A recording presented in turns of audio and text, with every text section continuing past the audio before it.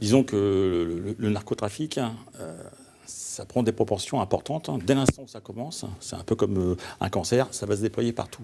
C'est ce qui s'est passé, dans les grandes villes. Et dans les plus petites, maintenant, ça commence à vraiment, se répandre.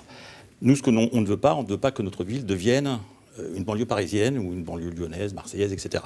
Donc on va, développer Là où il y a beaucoup de caméras, d'ailleurs. Très efficace. Les caméras. On va faire aussi un centre de sécurité urbaine, de supervision urbaine. Qui rassemble au moins 3 candidats ici. C'est obligatoire. Et nous, nous augmenterons la police municipale, ensuite, en fonction de ce qui va, de ce qui va découler. Jusqu'à armer cette police, oui. On parle de tranquillité publique et on parle de paix. Vous voyez, alors, je ne sais pas si ça apparaît sur les programmes des autres candidats. Je pense que c'est important aujourd'hui de parler paix quand on voit le monde tel qu'il est aujourd'hui. Vous l'avez montré dans votre reportage. On fait de ce sujet de la sécurité, c'est là qu'on voit que tout l'argumentaire du Rassemblement national s'effondre. Ce que les gens disent, on se sent en sécurité. Ailleurs, il y a de l'insécurité, mais ici, ça va, pas trop eu de problème. Et vous l'avez démontré, la violence qui augmente, elle vient des violences intrafamiliales pour la grande majorité. Avec des caméras, on règle les problèmes de violence intrafamiliale. Est-ce qu'en armant la police municipale et en augmentant ses effectifs, j'entends que c'est la course à l'échalote sur ce plateau ce soir, est-ce qu'on règle le problème de la violence intrafamiliale? Non, il faut des moyens humains, de la prévention. On ne peut pas nier non plus que la hausse de la délinquance va augmenter. Moi, j'ai relevé des chiffres sur le Conseil local de sécurité émis par la préfecture. Ils ont quand même augmenté de 47%.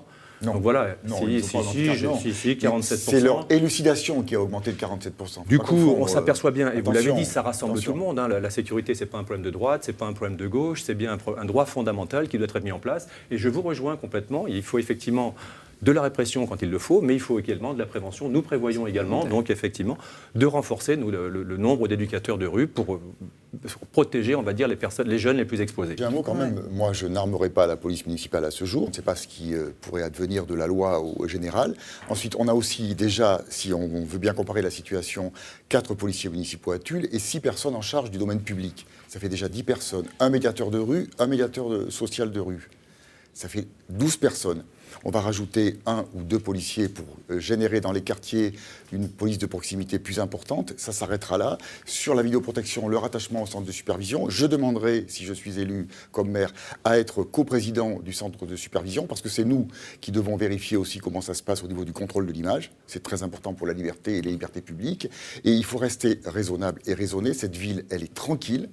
Les gens s'y meuvent, on l'a vu, facilement. Le soir, on peut sortir, aller au restaurant, rentrer. Les voitures ne sont pas vandalisées. Il faut arrêter aussi le grand cinéma de l'insécurité globale. Ça n'existe pas à Tulle.